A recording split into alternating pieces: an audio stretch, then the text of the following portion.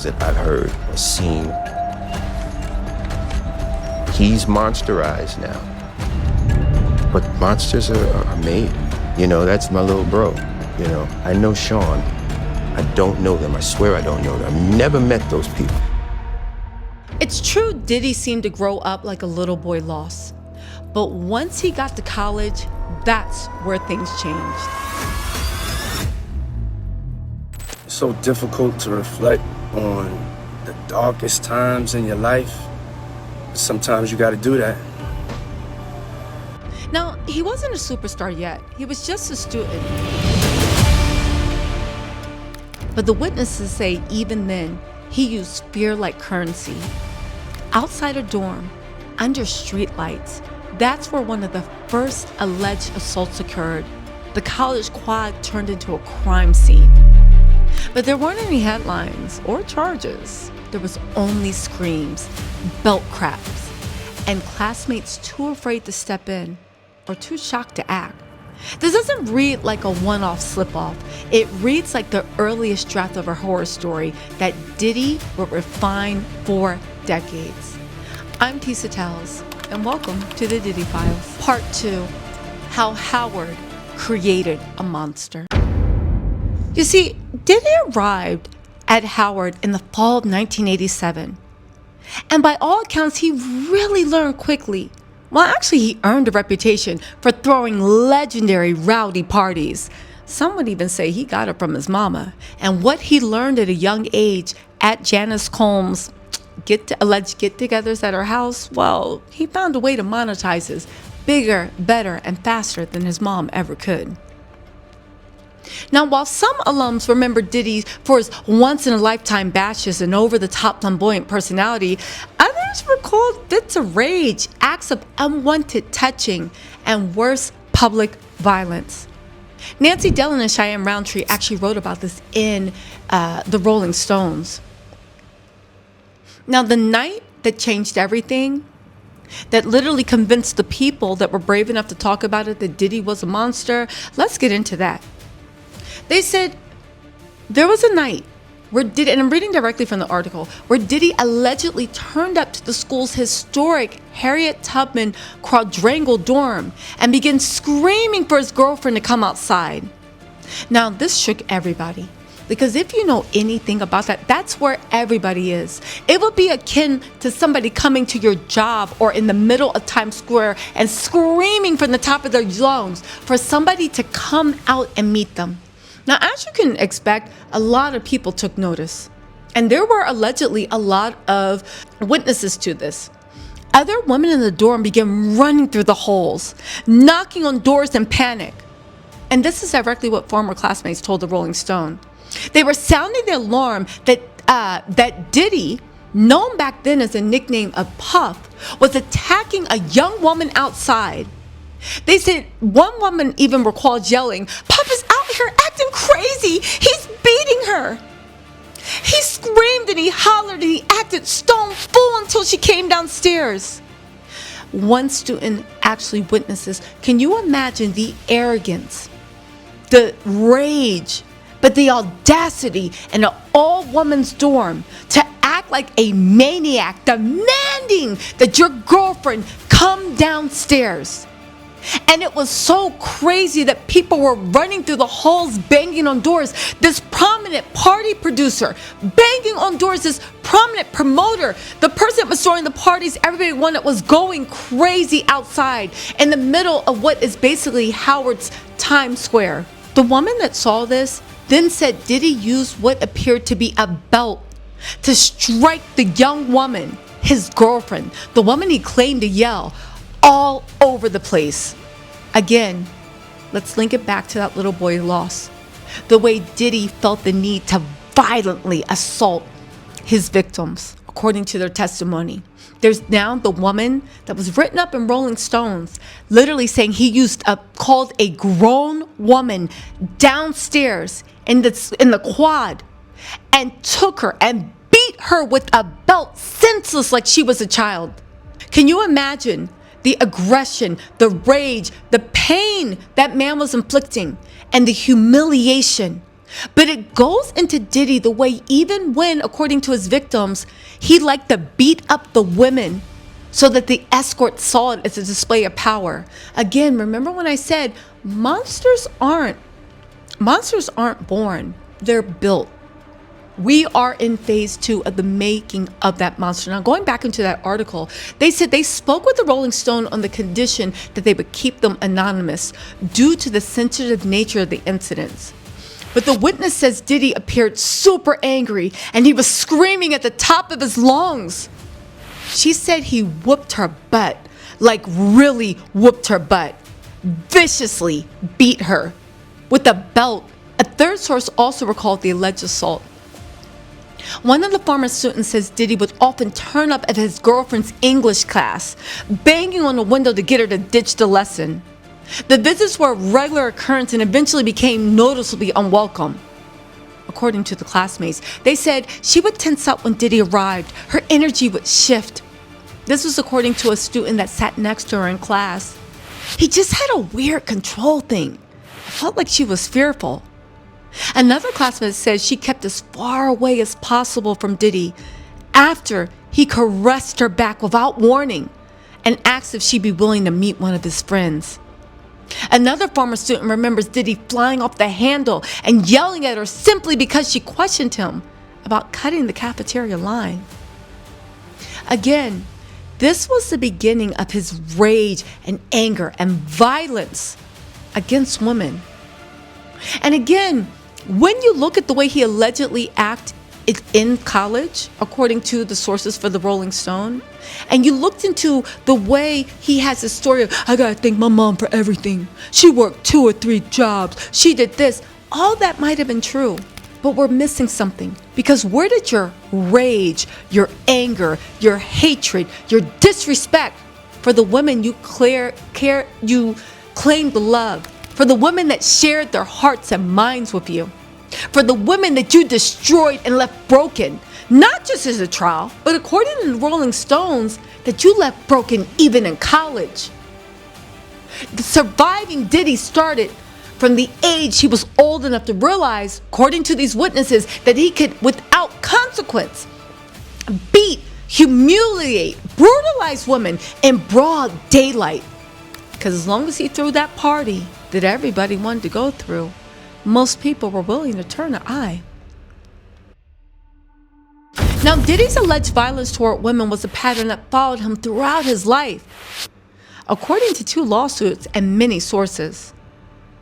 Former Bad Boy president Kirk Burrows says he once saw Diddy attack a woman inside a Bad Boy's office in 1994.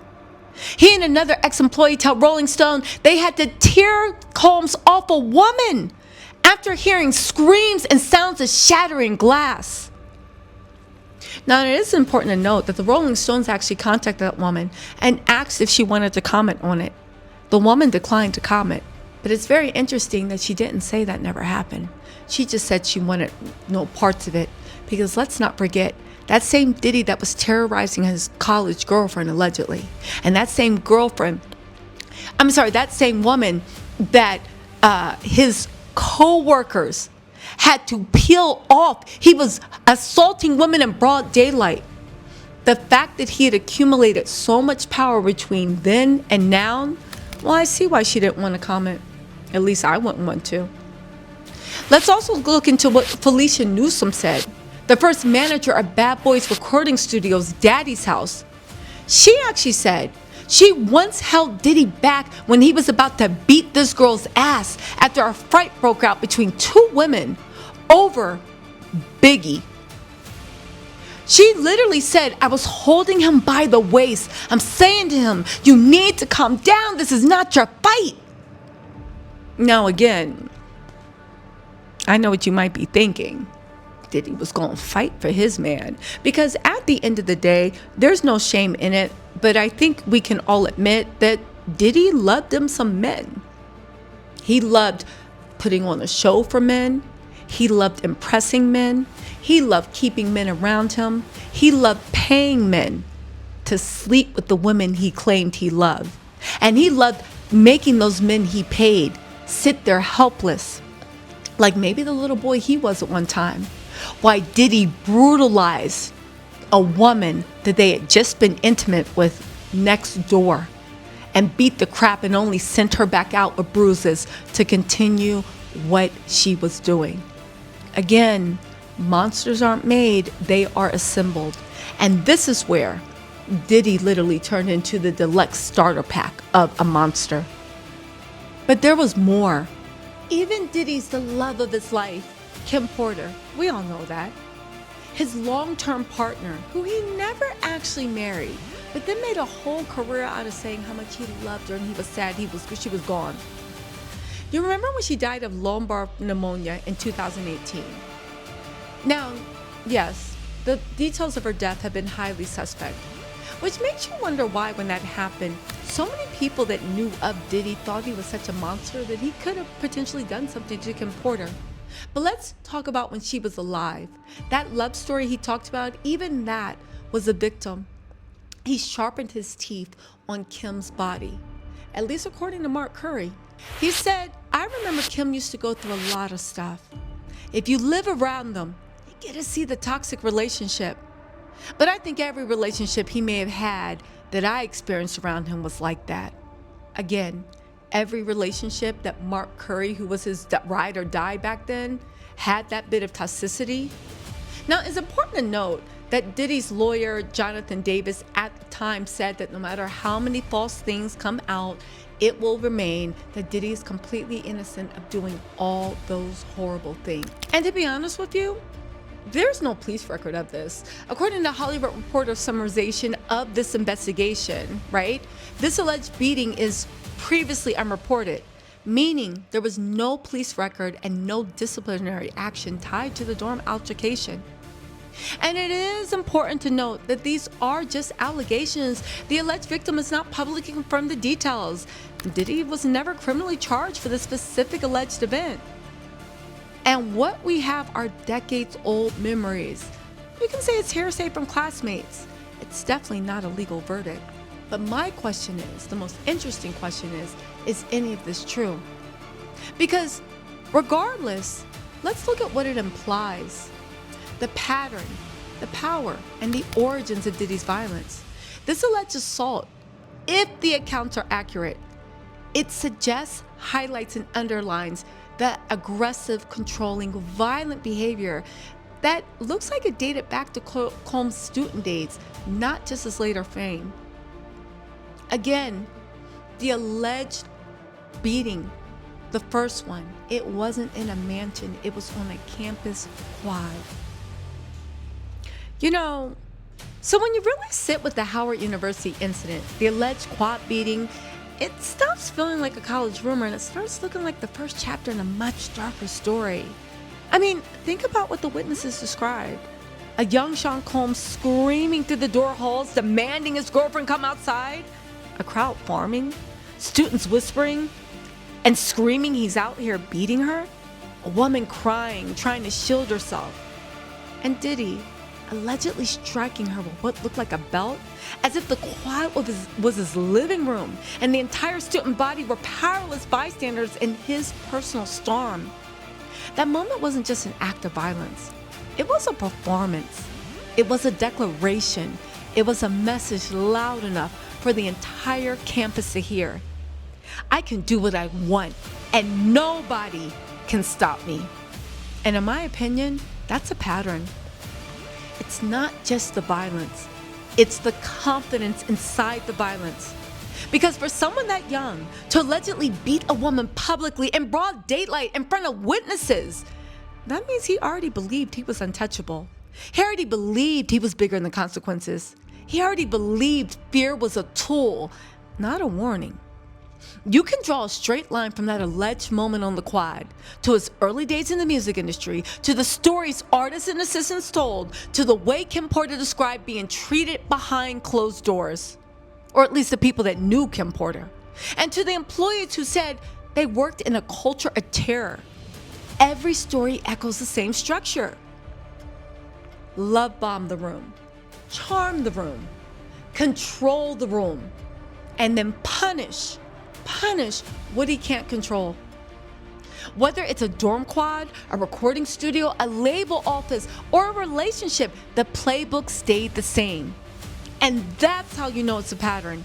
Abuse doesn't just appear. It graduates, it scales, and it mutates. The quad incident is a freshman level violence. Bad Boy Records is graduate school. What comes next? Well, that's the PhD. Because here's the truth that makes people uncomfortable. At Howard, the violence was personal. At Bad Boy, the violence became professional. But at City College, the violence became public and deadly. That's the shift. When you look at the City College tragedy, 9 dead, dozens injured, it's impossible not to see the continuation of the same pattern. A man who believed he could pack a venue past capacity. A man who believed the rules didn't apply to him. A man who believed that when things go wrong, he'd still walk out untouched. Does that sound familiar? And that's why the City College event isn't just a tragedy in hip-hop history. It's the moment the narrative changes. The moment when the consequences of SeanCombs' decisions stopped bruising one person at a time and started crushing entire groups of people. It's the moment you realize the alleged violence he showed in that quad, it didn't disappear. It just scaled up. It got teeth, it grew wings, and it left bodies behind. So as we move into the next episode, keep the Howard Quad in your mind. Keep that belt in your mind. Keep those witnesses in your mind. Because the mindset behind the moment, the mindset that allegedly terrorized a young woman, is the same mindset behind the tragedy that would change hip-hop forever. In part 3, we're stepping fully into that night. The panic, the overcrowding, the screams, the confusion, the decisions that push people toward the exit and into a stampede. And the question nobody has ever fully answered: how did a college bully with a belt become the promoter behind one of music's deadliest nights? Because this is not just a story about abuse. This is a story about escalation. This is the Diddy Files. Make sure you tune in for part 3, The Night the Empire Drew Blood. It's coming next. I'll see you then.